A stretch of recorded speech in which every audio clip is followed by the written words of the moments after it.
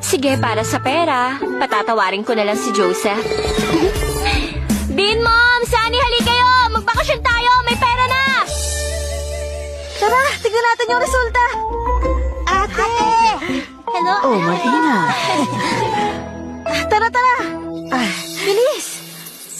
Ito, Sige. basta 5631. Huwag kang magkakamali, ha? Sige. Linda, anong sabi? May resulta na ba? Ang sabi dito, ang ranggo ko nasa top 50 buong probinsya. Maghintay lang daw ako. Yay! Linda, ang galing mo! Sabi ko na papasok ka!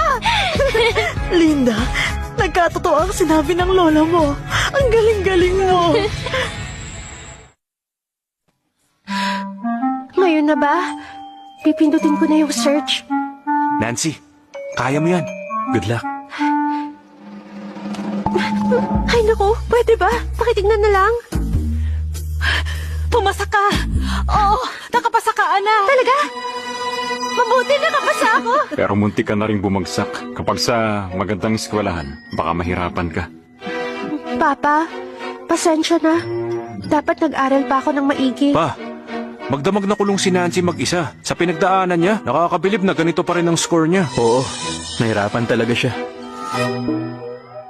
Ewan ko lang kung pumasa rin si Linda. Kung may kapamilya ako magiging top scholar dahil sa entrance exam, siguradong mas mapapansin ang headquarters ng subsidiary namin. Tara, tawagan natin si Linda. Total kapamilya pa rin naman siya. Tama si Papa. Nag-aalala rin ako sa kanya.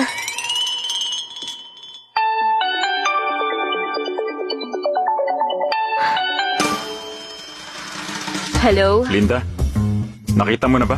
Ano, lumagpas ka ba ng 700? Hindi ko alam. Dito kasi hindi makita yung resulta. Ano? Paano hindi niya makita? Siguro nagkaroon ng problem? Teka lang, hindi mo naman siguro nakalimutan yung barcode, di ba? Kaya ba ayaw lumabas ng score? Ano? Nako Nancy, sabi ko na nga ba? Walang magandang lalabas sa bibig mo. Teka, sino ka para sabihin yan sa kanya? Huwag mong sisisihin si Nancy dahil wala siyang kasalanan. Hindi na ako nagulat. Alam ko na ang nangyayari sa mga taong tulad mo sa mga importanteng exam. Laging sumasablay. Pwede ba? Kung may sablay dito, kayo yun ang pamilya mo. Ano? Grabe ka! Linda, ano bang ginawa namin sa'yo para sabihin mo yan?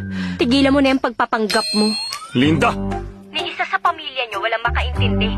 Kaya naman, hindi nyo talaga ako maiintindihan. Hindi nyo ba talaga alam ang ibig sabihin nun?